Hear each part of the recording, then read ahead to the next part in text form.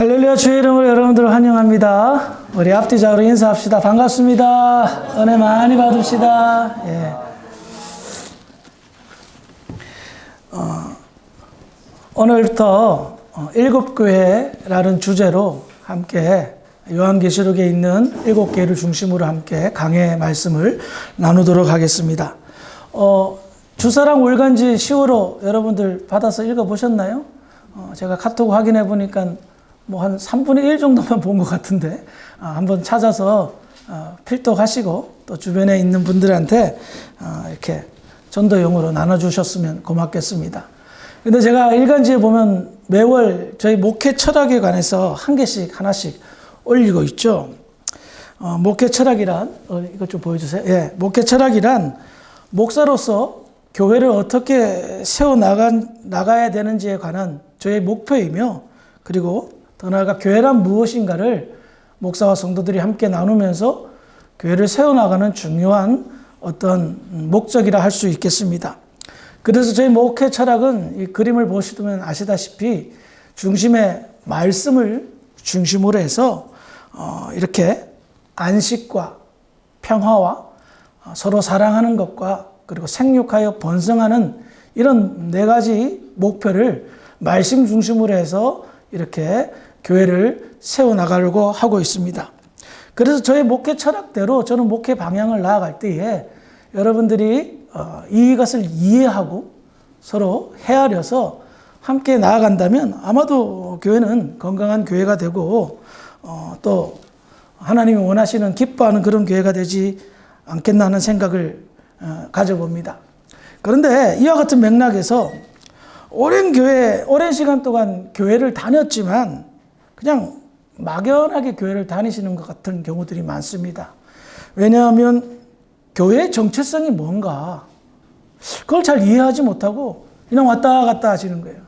근데 저희 목회 철학 안에는 교회의 정체성이 담겨져 있고 교회란 무엇인가가 담겨져 있습니다. 그런데 이렇게 막연하게 신앙생활하고 교회의 정체성을 잘 알지 못한 채 그렇게 신앙생활하면 그로 인해서 신앙에 도움이 안 되고 또 개인적으로나 교회적으로도 어려움을 겪게 되는 경우가 있는데요. 그런 경우들이 비단 지금 현재 있는 그런 교회뿐만 아니라 무려 2000년 전에 초대 교회가 세워졌을 때도 그런 문제가 있었습니다. 교회의 존재 목적이 무언가, 교회의 정체성이 무엇인가를 바르게 이해하지 못하고 그냥 은혜 받아서 교회 온 겁니다. 그러다 보니 어떤 문제가 생길까요? 교회 안에 크고 작은 문제가 생기고 질서가 무너지고 그래서 목소리 큰 사람이 이기고 그런 일들이 비일비재하게 일어났던 겁니다. 교회의 출발부터 지금까지 여전히 교회의 존재 목적과 정체성을 헤아리지 못하면 당연히 사탄은 틈을 파고들어서 교회의 어려움을 야기시키고 힘들게 한다는 거예요. 그런데 지금으로부터 2000년 전에 사도 요한이 요한계시록을 기록했을 때에 예수님께서도 알고 계셨습니다. 교회가 교회의 존재 목적을 잘 헤아리지 못하고 이해하지 못하고 참된 정체성을 이해하지 못함으로 인하여서 위기가 찾아왔을 때에 예수님은 요한을 통하여 교회란 무엇인가에 대해서 일깨워주고 당시 신앙생활하는 성도들뿐만 아니라 오늘날까지 모든 성도들에게 교회란 바로 이런 것입니다라고 가르쳐 주신 것이 요한계시록의 궁극적인 기록 목적이었다는 겁니다. 그래요. 예수님은 성경이 말하는 교회를 세우기를 원하셨습니다. 그래서 그런 교회를 세우기 위해서 예수님은 요한을 통하여서 많은 사람들에게 오고 오는 그리스도인들에게 교회란 이런 것입니다라고 가르쳐 준 것이 그 대표적인 것이 일곱 교회에 관한 이야기를 통하여서 가르쳐 주신 것입니다. 먼저 오늘 본문인 요한계시록 1장 1절을 한번 읽어보겠습니다. 시작. 예수 그리스도의 계시라. 이는 하나님이 그에게 주사 반드시 속히 일어날 일들을 그 종들에게 보이시려고 그의 천사를 그 종 요한에게 보내어 알게 하신 것이라. 사도 요한이 요한계시록을 기록하면서 이 책이 어떻게 쓰여졌나? 이 책이 무슨 내용인가? 바로 1장 1절을 이야기하고 있습니다. 이 책은 요한계시록이 아니라 예수 그리스도의 계시라는 겁니다. 사람들이 후대에 요한계시록이라고 이름을 붙인 것뿐이지 본래 요한계시록의 정확한 명칭은 예수 그리스도의 계시라는 겁니다. 그렇다면 계시라는 말은 무엇입니까? 뭔가 신비하고 그냥 미래를 알고 뭐 그런 것 같죠?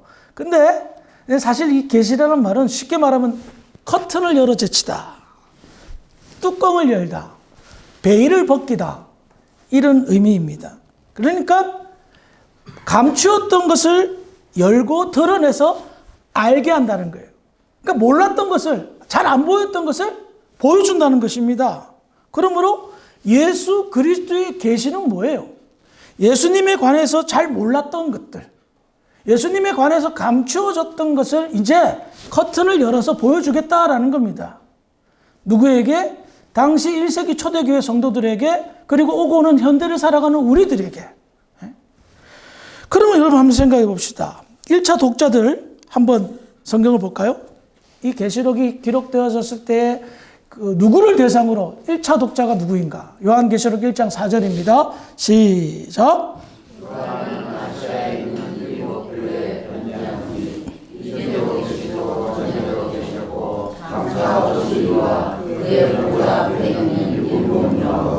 제가 좀 전에도 말씀드렸지만 이 계시록은 교회에 보낸 편지입니다. 그리고 오고 오는 교회에 보낸 편지입니다. 그런데 보십시다. 지금 예수님의 계시를 보여준 것, 예수님에 관해서 잘 몰랐던 것, 감춰왔던 것을 보여주신 것이 예수를 믿지 않는 사람이 아닙니다. 교회에 관해서 교회들에게 가르쳐 주신 겁니다.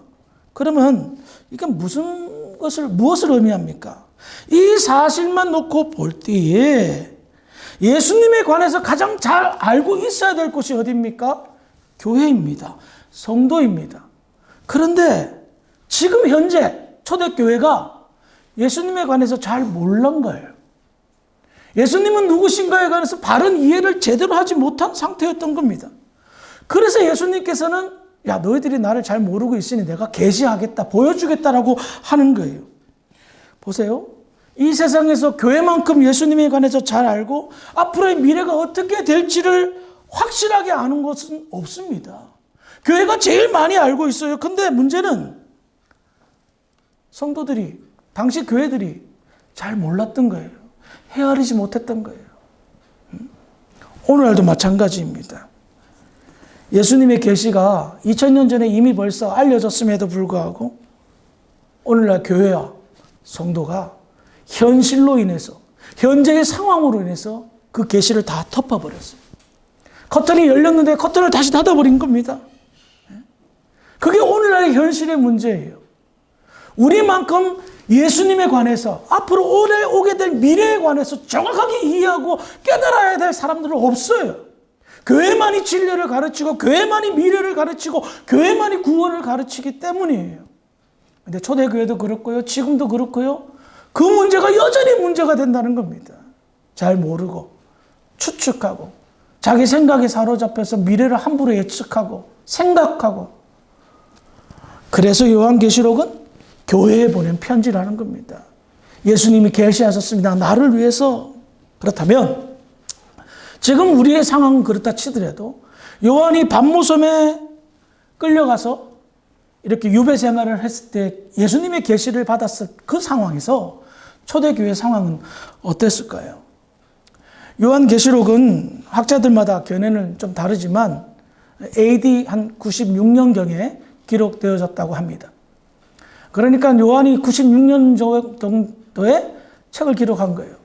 근데 그 전에 무슨 일이 있었냐면 AD 92년경에 로마로 인하여서 기독교의 핍박과 박해는 굉장히 큰 어떤 그런 고통과 고난의 시기를 겪게 됩니다. 그 전에 물론 네로 황제나 뭐 어떤 황제에 의해서 기독교 박해가 있었지만 이 92년경에부터는 아주 더 힘든 그런 기독교 박해가 시작되었는데 그 중심에는 도미티안 황제라는 로마 11대 황제로부터 시작합니다. 그림을 한번 보여줄까요? 뭐 이런 석상이 있는데요. 이 사람은요, 자신의 권좌를 강화하기 위해서 로마 제국을 아주 그냥 자기의 손아귀에 넣기 위한 수단을 발휘합니다. 그래서 거대한 로마 제국을 영원한 제국이라고 칭하면서 자기를 어떻게 불러달라고 했냐면 영원한 왕으로 불러라 라고 말한 거예요. 영원한 왕으로 부르고 황제와 하나님을 동일하게 생각하고 동일하게 숭배하라라고 말합니다. 그래서 그는 가이사 큐리오스라고 부르면서 신전에서, 신전 한번 볼까요? 이런 신전을 지어놓고 매일 제사 지낼 때마다 가이사 큐리오스, 가이사 황제는 신입니다, 하나님과 동등하게 부를 것을 요구하였습니다. 마치 다니엘 시대에 금신상하게 절하는 거하고 우리가 일제강점기 때 신사참배하는 거하고 거의 비슷한 어떤 그런 일을 일으켰던 겁니다. 사도 요한이 이 신전에 가서 황제는 영원합니다, 황제는 우리의 신입니다 라고 말했을까요? 그럴 수 없죠. 기독교인들은 심지가 굳어서 하나님 외에는 아무도 믿지 않습니다. 그러나 로마 시민들은, 로마에 있었던 지역에 있었던 사람들은 다 신교였어요. 그래서 로마 황제를 섬기고 제우스를 섬기고 뭐 포세이돈을 섬기고 아무런 문제가 되지 않았지만 기독교인은 문제가 되었어요. 왜? 하나님만이 우리의 하나님이기 때문에. 인간을 하나님이라 말할 수 없었기 때문에. 그래서 요한이 반모섬에 유배를 당한 겁니다. 황제는 자기의 정치와 권좌의 위협을 강화하는 유해 요소로 사도 요한을 지목했습니다. 그래서 요한은 당시 정치인들이 유배를 당하는, 그래서 돌을 캐는 채석장이 있는 그 반모섬으로 유배를 시킨 겁니다.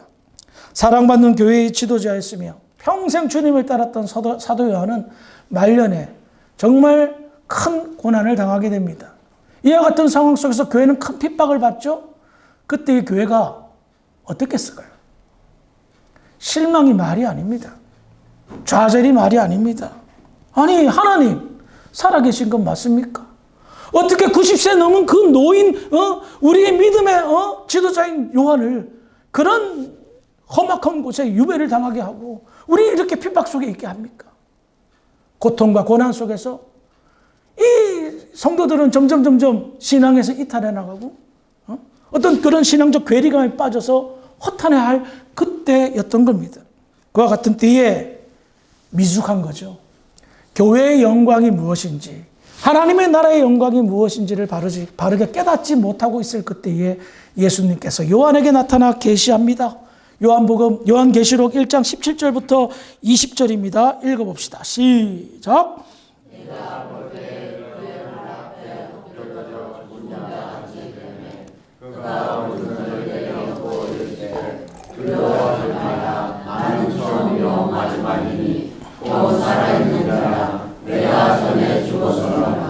어쩌다 이제 세세토록 살아있어 사망과 음부의 열쇠를 가졌노니 그러므로 내가 본부터 지금 있는 이유와 장차 그 일을 기록하라. 내가 본 것은 내 오른손에 7변의 밀과 또 7금 촛대와 7변은 7교회의 사자요 7촛대는 7교회니라. 아멘. 하늘이 열리고 마지막 일들에 관하여 예수님은 요한에게 계시를 합니다. 그런데 그 계시를 알려줘야 될 대상이 요한계시록 2장부터 나타난 7 교회들이었습니다. 마지막 때에 일어날 일들에 관한 중요한 계시, 예수님에 관한 이 계시는 바로 교회에게 보내진 겁니다. 어디에? 교회에. 그리고 교회는 가슴을 품고 하늘의 메시지를 전달해야 될 의무가 생긴 것입니다. 그런데 이 요한계시록 2장에 기록되어져 있는 7 교회에 관한 이야기들은 미래에 대한 이야기를 한 것이 아니라 당시 교회가 어떻게 교회 생활을 했고 신앙생활을 했는가에 대한 예수님의 중간 평가였습니다. 계시가 알리기 전에 예수님이 너희 교회는 이렇더라, 저 사람 교회는 이렇더라 라고 중간 평가한 거예요. 왜 중간 평가를 했을까요? 바로 잡기 위해서. 교회가 바로 세워지고 바로 잡기 위해서 중간 평가를 한 거예요. 왜냐고요? 교회는 이 세상에서 해야 될 가장 중요한 사명, 이것을 놓치면, 예수 그리스도의 계시를 알리는 것을 놓치면 이 세상은 더 절망으로 가고 이 세상은 희망이 없기 때문이었던 거예요. 예수님이 할 일이 없어서 교회들에게 너는 이렇더라, 너 점수는 100점, 너 점수는 70점, 너 점수는 빵점, 이러시겠어요? 너무나도 중요하기 때문에.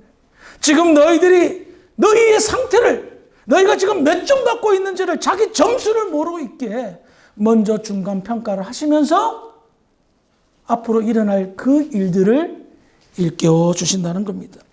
미래에 일어날 일들, 한마디로 말하면 하나님의 나라의 완성과 그로 인한 구원과 심판에 관한 이야기입니다. 이 세상에서 구원과 심판에 대한 키를 누가 갖고 있습니까? 교회가 갖고 있습니다. 그러기에 교회는 주님으로부터 받은 그 사명에 충실해야 된다는 겁니다. 그래서 중간평가를 해서 이 교회가 바로 세워지기를 바라셨던 거예요. 사랑하는 성도 여러분, 주사랑교회, 만약 주님께서 중간평가를 했다면 어떤 이야기들을 들으실까요? 앞으로 7교회를 강의하면서 아마 여러 상황들이 우리하고 비슷한 상황들이 많이 나올 겁니다. 그때 스스로 각성하고 회개하고 좋은 것은 쥐고 나쁜 것은 버릴 수 있는 지혜가 있기를 주의 이름으로 축원합니다. 자, 요한계시록 2장 1절을 한번 보겠습니다. 시작.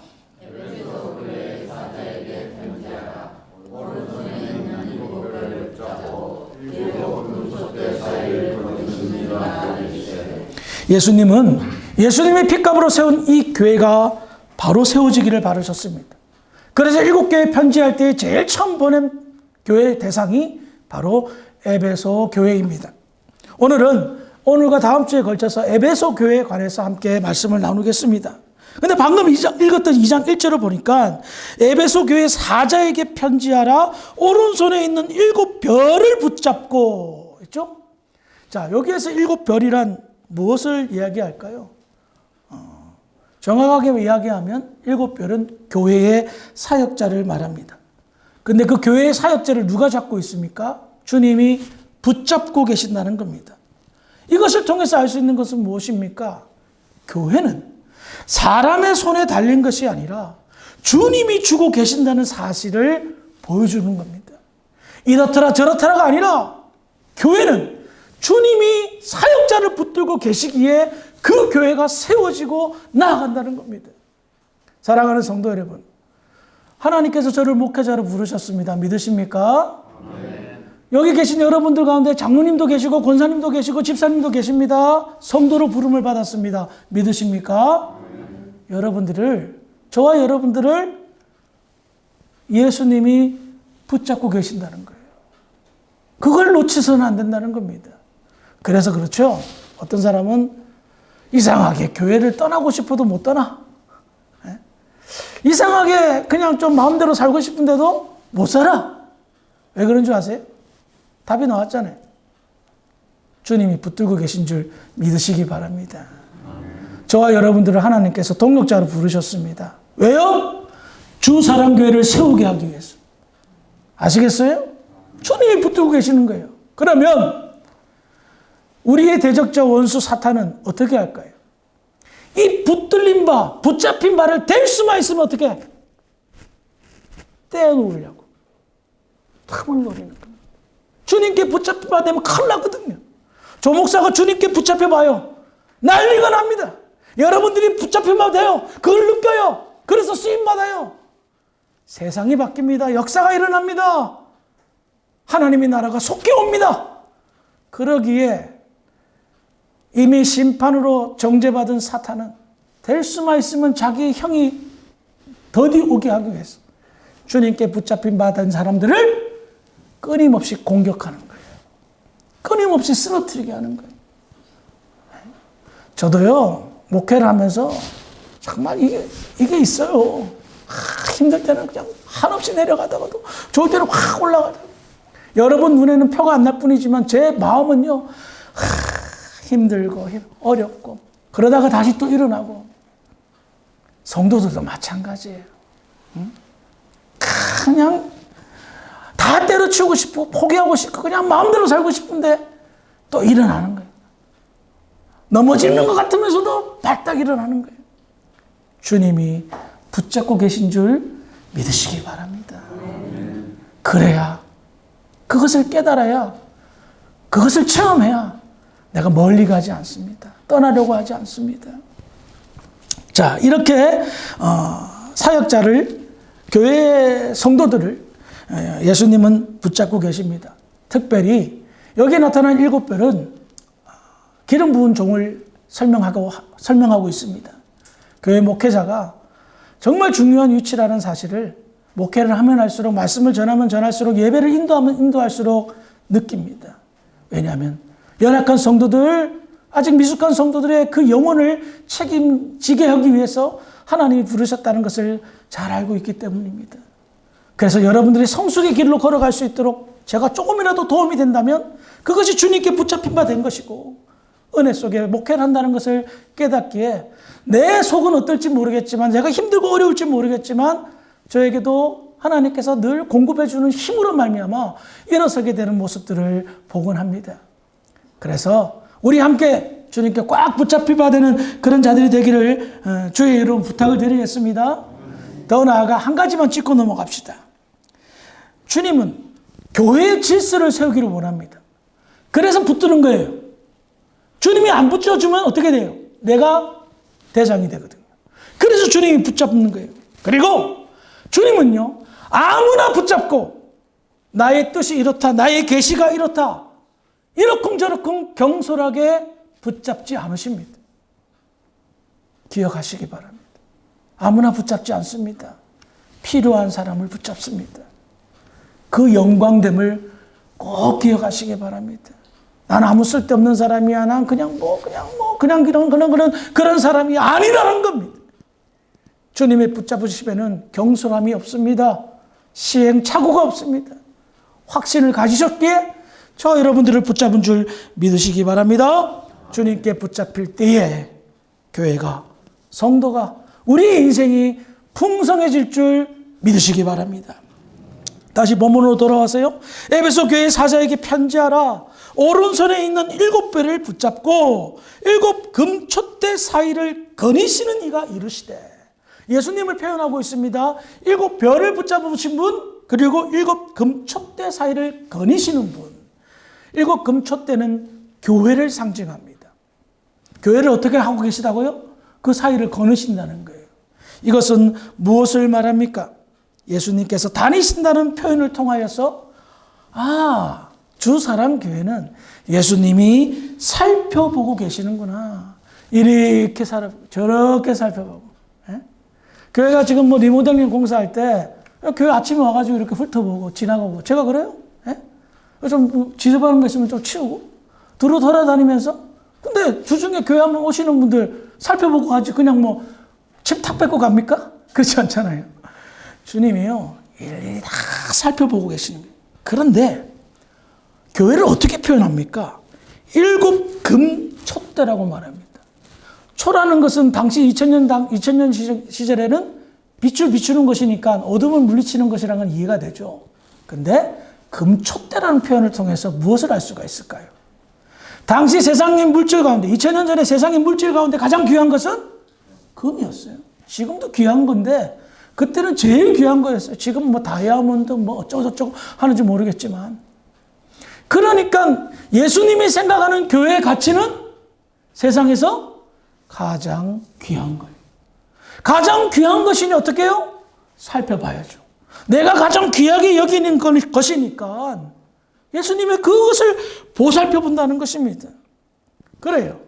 7 금촛대의 역할은 예수님을 밝히는 것이었습니다. 예수님을 드러내는 것이었습니다. 어두운 세상에 빛을 발하는 빛이신 예수를 밝게 드러내는 존재였습니다. 그래서 예수님은 교회를 귀하게 여긴다는 것입니다. 당시 로마의 존재 목적은 도미티안 황제를 밝히는 데 애를 썼습니다. 하지만 당시 교회의 존재 목적은 빛이신 예수를 밝혀 드러내는 것이었습니다. 기억하시기 바랍니다. 우리의 예배, 우리의 섬김, 우리의 봉사, 우리의 선교, 예수를 나타내기 위함입니다. 교회 안에서 먼저 예수님이 보여야 됩니다. 그 교회는 되는 교회입니다. 그런데 교회에 왔더니 예수가 안 보이고 사람이 먼저 보여 서서히 소멸해 갈 교회입니다. 오늘날 얼마나 많은 교회들이 왔다가 사라집니까? 이유가 뭘까요? 근본적인 이유는 주님이 안 보인 거예요. 사람이 보이면 망합니다. 안 되는 교회가 있습니다. 안 되는 교회의 특징 중 하나는 예수가 안 보입니다. 누군가 주인 행세하며 왕노릇합니다. 그게 목사든 장로든 말입니다. 그래서 그 교회는 점점 사라집니다. 소멸됩니다. 한때 흥왕할 줄 모르겠지만 자기도 모르는 사이에 밑빠진 독에 물 새어 나가듯 빠져나간다는 것. 왜냐고요? 교회는 하나님의 나라의 영광과 주 예수 그리스도의 영광을 나타내는 곳이기 때문입니다. 교회에 예수가 사라진다면, 사람이 나타난다면 그 교회는 볼장 다 본 교회라는 겁니다. 제가 가끔 말씀을 전하기 전에 이런 기도를 합니다. 저는 그리스도의 십자가 뒤로 물러나가게 하시고 오직 예수님의 말씀만이 나타나게 하여 주세요.